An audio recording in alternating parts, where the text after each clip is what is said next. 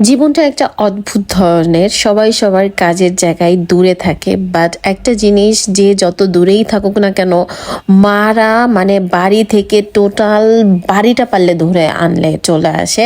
তো এই যে যে শাকগুলো দেখাচ্ছি, এই শাকগুলো হচ্ছে ঠিক আমাদের বাড়ির যে বিল্ডিংটা ওই সামনে হচ্ছে আমার বাবা লাগাইছে। তো আম্মু গাড়িতে ওঠার আগে শাকগুলো ছিঁড়ে আনছে। তারপর বলে এই সব কিছু কিন্তু আমাদের ছাদ বাগানের আর কি।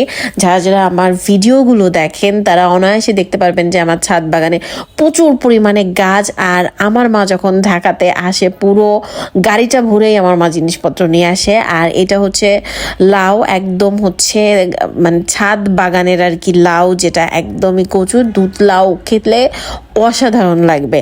আর অবশ্যই খেজুরের গুড় নিয়ে নিয়ে আসছে আর কি। আমাদের ফরিদপুরের ফেমাস হচ্ছে খেজুরের গুড়।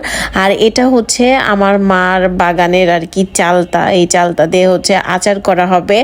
আর এই উস্তার কথা বলি, আমার মা ছাদে উস্তা গাছ লাগাইছে।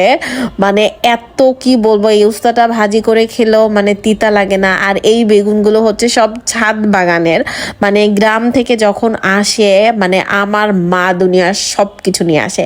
আর এই যে হচ্ছে কমলা লেবু, এটাও কিন্তু ছাদের।